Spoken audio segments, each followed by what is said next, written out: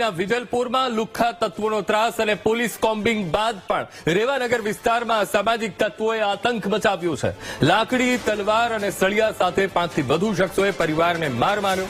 આરોપીઓએ વિસ્તારમાં અરાજકતા ફેલાવીને તોડફોડ પણ કરી. ધૂળેટીના દિવસે મહિલાઓની છેડતી કરનાર યુવકને પરિવારના લોકોએ રોક્યો હતો. છેડતી કરનાર યુવક મિત્રો સાથે મળી હુમલો કર્યો હોવાનો પરિવાર આક્ષેપ લગાવી રહ્યો છે. રોકડ અને ચાંદીના ઘરેણા મળી કુલ 1 લાખની લૂંટ ચલાવી હોવાના પરિવારે આક્ષેપ લગાવ્યા છે. તો વિજલપુર પોલીસ સ્ટેશનમાં સામે અરજી આપવામાં આવી છે.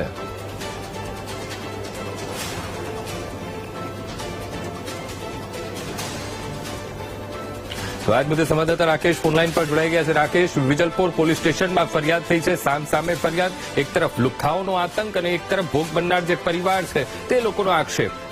રાકેશ, ધૂળેટીના દિવસે કંઈક બોલાચાલી થઈ હતી અને છેડતી થઈ એવી આક્ષેપ કરવામાં આવ્યો હતો, જેને લઈને મોટું સ્વરૂપ ધારણ કર્યું હતું ને હથિયારો વડે લઈને જે પરિવાર છે પરિવાર પર હુમલો કરવામાં આવ્યો, જેને લઈને પોલીસ સતર્ક બની હતી. પરંતુ પોલીસે ગઈકાલે કોમ્બિંગ હાથ ધર્યું હતું, તેમાં પણ અલગ અલગ વિસ્તારોમાં કર્યું હતું. તેમ છતાં પણ પોલીસને જે કંઈ અસામાજિક તત્વો છે તેને કાબુમાં લાવવાનો પ્રયાસ કર્યો હતો, પણ એ પ્રયાસ કંઈક અંશે નિષ્ફળ થયો એવું કહી શકાય. કારણ કે જે આતંક થયો છે એ કોમ્બિંગ પછી થયો છે, જેને લઈને અનેક ચર્ચાઓ ચાલી રહી છે કે પોલીસની કામગીરી સામે સવાલ ઉભા થયા છે. ત્યારે આજે સામે આક્ષેપો કરવામાં આવ્યા છે, જેને લઈને સમગ્ર મામલો પોલીસ સ્ટેશને પહોંચ્યો છે.